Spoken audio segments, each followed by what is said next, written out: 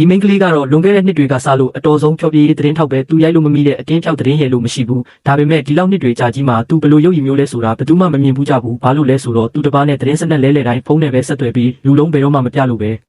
ဒါပေမဲ့ဒီနေ့မှာတော့သူတယောက်နဲ့တိုးသွားပြီးအရာအလုံးပြောင်းလဲသွားခဲ့တယ်ဒီနေ့မှာသူကဝန်ထမ်းရောင်ဆောင်ပြီးရင်ဘက်ကဝန်ထမ်းကပ်ပြတဲ့မှာကင်မရာကိုဝတ်ထားခဲ့တယ်ဘယ်သူမှမထီရဲတဲ့တတိယသခင်လေးကွယ်ရမှာဘလို့ပုံစံလဲဆိုတာကိုသိကျင်လို့တွားချောင်းရိုက်တာအမြဲတမ်းဖြူစင်ရိုးသားတယ်လို့ဟန်ဆောင်ထားတဲ့မင်းသမီးကတတိယသခင်လေးနဲ့အတူထိုင်ပြီးရေမောစကားပြောနေတာကိုမြင်လိုက်ရတဲ့အခါမိန်းကလေးကတော့မနက်ဖြန်ရဲ့တီးတက်မျက်နှာဖုံးသတင်းကတော့သူ့အတွက်ပဲလို့တွေးရင်ဝန်ထမ်းကပ်ပြဖို့ကကင်မရာကိုနှိပ်ပြီးသူတို့နှစ်ယောက်ကိုတပ်ပုံတွေအလူရက်ရိုက်ပါတော့တယ်ဝဝလင်လင်ရိုက်ပြီးတဲ့နောက်သူကကျင်းတဲ့အားရစွာနဲ့ခိုးထွက်ဖို့ကြံရွယ်ပေမဲ့လှည့်ထွက်မှာပဲအမျိုးသားရဲ့လှမ်းခေါ်ခြင်းကိုခံလိုက်ရတယ်တကိုးရိုက်တာမိသွားပြီးအောက်မေးလို့တကိုယ်လုံးတုံရင်သွားပေမဲ့တကယ်တမ်းတော့တစ်ဖက်လူကသူ့ကိုရေတစ်ခွက်ပဲလာပေးခိုင်းတာပါမိန်းကလေးလည်းမဆိုင်မတွပဲချက်ချင်းရေကမ်းပေးလိုက်ပေမဲ့နောက်တစ်စက္ကန့်မှာခြေချော်ပြီးတတိယသခင်လေးရဲ့ရင်ခွင်ထဲကိုအရှိန်နဲ့တိုးဝင်မိသွားတယ်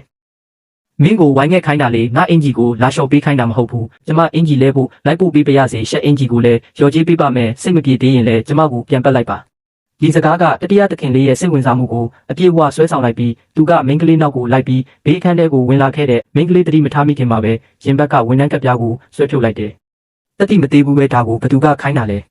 မိန်းကလေးကတော့သူလူမိတော့မယ်ဆိုတာတိလိုက်တာနဲ့ညံစင်ပြီးသူတတိယသခင်လေးကိုအားကြနှစ်သက်နေခဲ့တာကြာပြီဖြစ်ကြောင်းဒါပေမဲ့သူကရိုးရိုးဝန်ထမ်းတယောက်ပဲမို့မတန်မန်းတိလို့ခိုးရိုက်ပြီးအလွမ်းဖြစ်ရတာပါလို့ချက်ချင်းပြောချလိုက်တယ်တတိယသခင်လေးကသူ့ကိုအထက်အောက်အကဲခတ်ပြီးရုပ်ကတော့တကယ်ကိုရိုးရိုးလေးပါပဲနှုတ်ခမ်းကလည်းဝက်ဥချောင်းလိုမျိုးမျက်နှာကလည်းပုံပြက်ပန်းပြက်နဲ့ဒါပေမဲ့မိပိတ်လိုက်ရင်တော့ကျိတ်မိတ်ပြီးခန္ဓာဦးမှာပါလို့စိတ်ထဲကတွေးလိုက်တယ်မင်းကကိုဒီလောက်တောင်ချစ်နေမှာတော့ငါလည်းလက်တော့မနေတော့ပါဘူးမင်းရဲ့ဆန္ဒကိုဖြည့်ဆည်းပေးရတာပေါ့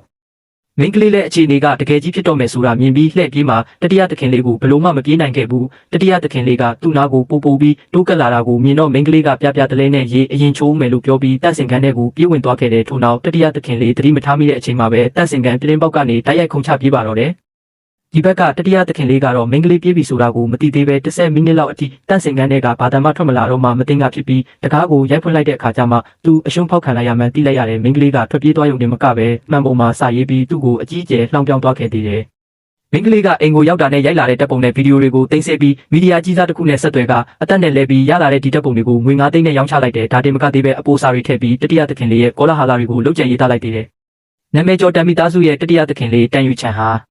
တန်းတည်နေတာပါအဲ့ဒီညမှာပဲတတိယသခင်လေးကဒီအတင်းဖြောက်သတင်းတွေကိုမြင်သွားခဲ့တဲ့မိန်းကလေးကသူ့ရဲ့ခန္ဓာကိုယ်ဝိုင်းဆိုင်ရာချိုးယွင်းချက်ရှိပါတယ်ဆိုပြီးလေလေသတင်းတွေရဲတာကိုတွေ့တော့ဒေါသတွေချောင်းချောင်းထွက်ပြီးမိန်းကလေးအလုပ်လုပ်တဲ့မီဒီယာရဲ့အက်ဒီတာချုပ်စီချက်ချင်းလိုက်သွားပြီးမင်းညကဝန်ထမ်းတူလုပ်ခဲ့တဲ့မိန်းကလေးကိုရှာပေးဖို့ဖိအားပေးပါတော့တယ်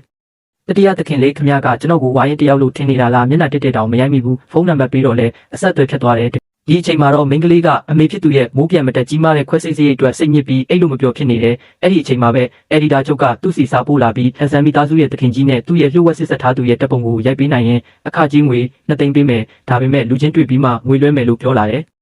အဲ့ဒီညမှာပဲသူကပါတီပွဲတွေကိုခိုးဝင်ပြီးသူ့စကတ်ကိုတမင်တကာညစ်ပတ်အောင်လုပ်ကမိနစ်ပိုင်းကြာမှဟိုတယ်တန်ရှင်းရေးဝန်ထမ်းအင်ဂျီကိုလဲဝစ်ပြီးတန်ရှင်းရေးသမားရောင်ဆောင်လိုက်တယ်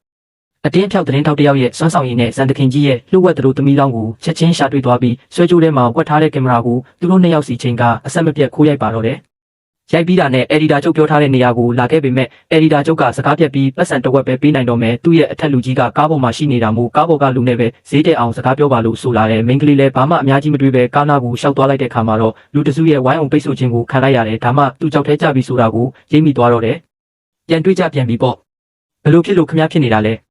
တတိယသခင်လေးသူကကျွန်တော်တို့သတင်းစာတိုက်ကအဝေးအဝေးလုပ်တဲ့အလုပ်တင်လေးပါခင်ဗျားတကယ်ပဲကျွန်တော်အတွက်နဲ့စွန့်စားခြင်းလို့လားအန်ရရှိတယ်နော်စီနီယာစီကန်းကိုကျမသိပါတယ်မိရင်ကျမအပြစ်သတင်းပေါက်ရင်လည်းကျမအပြစ်ပဲဒီသတင်းသာရှိရင်ကျမသတင်းစာတိုင်းမှာအတီးတကျဝန်ထမ်းဖြစ်ပြီးမင်္ဂလာပါမမုန်းတဲ့အမေရဲ့ခွဲစိတ်ခကအခုထိရောက်မလာသေးလို့ကျွန်တော်တို့သူ့ကိုရိုးရိုးလူနာဆောင်မှုပဲရွှေ့ပေးလိုက်ရပြီ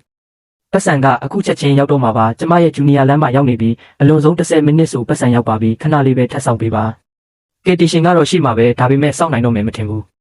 းတကယ်ကိုတိုက်ဆိုင်လုံးပါတယ်တတိယသခင်လေးခမည်းပါလို့ဒီမှာရှိနေတာလဲမတိုက်ဆိုင်ပါဘူးငါကမင်းကိုလာရှာတာမင်းဒီလိုဝစ်စင်ထားတာကဖုတ်ကောင်တွေရဲ့တီးတန့်တဲ့တင်းကိုခိုးရိုက်ဖို့လာတာလားမင်းမေကိုငါဘာလုပ်လိုက်လဲသိလားစိတ်ချပါမင်းမေကိုဖေလူနာဆောင်စီရှာတွေ့ပြီးပို့ပေးထားပြီးသားပါမင်းကငါ့ကိုချစ်တယ်ဆိုငါ့ကိုတွေးရတာမပြောဘူးလားဘလို့လုံးမပြောပဲနေမလဲကျမရဲ့နှလုံးသားကိုကောင်းကင်တဲ့မြေကြီးကတက်တည်တည်ပါတယ်တတိယသခင်လေးကိုမတွေ့ရတဲ့ရက်တွေမှာနေတိုင်းလွမ်းနေခဲ့တာပါငါတော့ပန်းတင်နေတာကိုမင်းကငါ့ကိုဒီလောက်တောင်စိုးရိမ်နေပေးသေးတာပဲကျမကခမည်းပေါ်အစ်အမှန်ချစ်တာပါကျမလိုလူမျိုးကလေအစ်အမှန်ချစ်တာတို့သဘောကျတာတို့ဆိုတဲ့စကားလုံးတွေအပေါ်ငါကအမြဲတမ်းသဘောထားကြည့်တတ်ပါတယ်ဒါပေမဲ့မင်းအမေရဲ့အောက်ဆီဂျင်ပိုက်ဖြုတ်ခံရမလားမခံရဘူးလားဆိုတာကိုတော့ငါအာမမခံနိုင်ဘူး ခမကျမကိုနောက်နေတာမလားအခုကဥပဒေစိုးမိုးတဲ့လူဖွဲ့စည်းလေ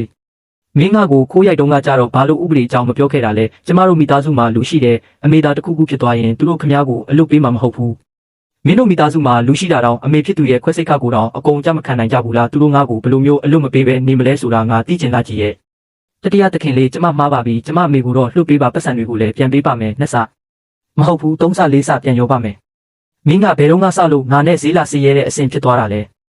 တတိယသခင်လေးစိတ်မပြေဘူးဆိုရင်ကျမကိုလည်းသတင်းတွေထဲထည့်ပြီးကောလာဟာလာလုပ်ကြံရေးလို့ရပါတယ်ကျမရဲ့အောက်ခြေလူဒန်းစားအသက်တစ်ချောင်းကခမရဲ့လက်နှစ်ဖက်နဲ့ဒီလောက်ထိအားစိုက်ထုတ်ရကြိုးမတန်ပါဘူးမင်းကိုမင်းတန်တယ်လို့ထင်နေတာလားမင်းကတန်တယ်ဆိုရင်တန်တာပေါ့ခမဘာလို့မလို့လဲ